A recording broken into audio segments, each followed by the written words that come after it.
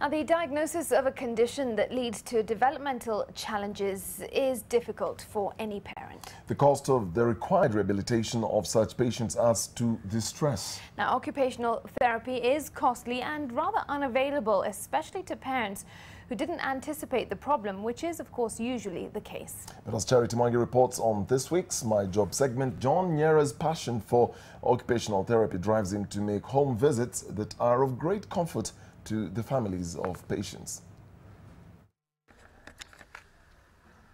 On any other given day, John Nyera is up at 4:30 a.m. and by 6 a.m. in the morning, he is already into his first session with his first client of the day. This is his third session. The time is 10 a.m. He understands the importance of his job, especially to parents who entrust their most prized possession, their babies, to him. Now, when I find a parent is in a panic mode, mostly it's all about you share out with various examples to encourage them. John begins his job by stimulating his clients' muscles, depending on the challenges that necessitated them to seek his services. Of patients are such as severe patients, which in other words can say stroke, the spectrum cases such as autism.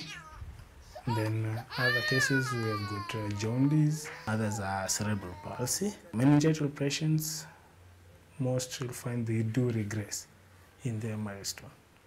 It is something that affects the brain. The bipolar cases, the schizophrenia cases, those are examples of the psychiatric cases we see. I will now try to maintain the joint ranges of motion. That is ensuring that there is full flexion, extension of the elbow, the shoulder joints, the hip joint, the knee joint, up to the ankle joint. This part of the session, according to John, can be done even by a physiotherapist.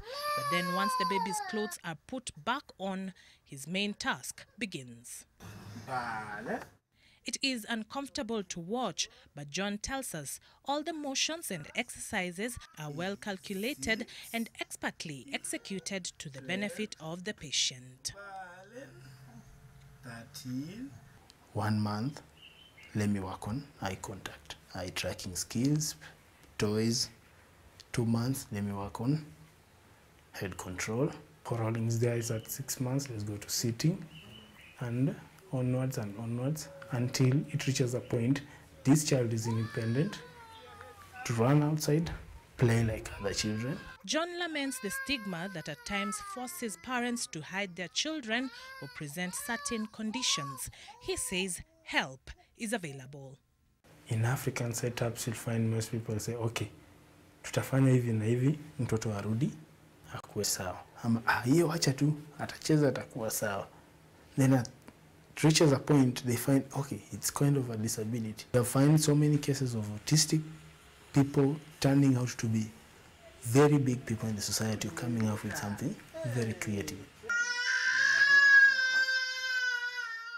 The cost of John's services is relatively high on account of the unavailability of the service. If now that you have come into an agreement with a parent or somebody on how much you're going to charge them for a session, then the parent also has to understand that this is not a one-day thing. John encourages those with the training not to wait for employment, but instead use the skills they have to create a livelihood for themselves. He started doing home visits upon the recommendation of doctors who believed in his skills and passion. Try find somebody who is maybe of an experience with maybe a license, lean on that person to help you get the referrals. At a later time, you acquire your own license, then now develop yourself from there. The parents are appreciative of the convenience of having John attend to their children at home. From day one, I've noticed the difference because at first he was not the way he is right now. John will traverse the city from one estate to another in order to get to his patients. He sees up to 7 patients every day. His is indeed a calling. Charity Mwangi, NTV.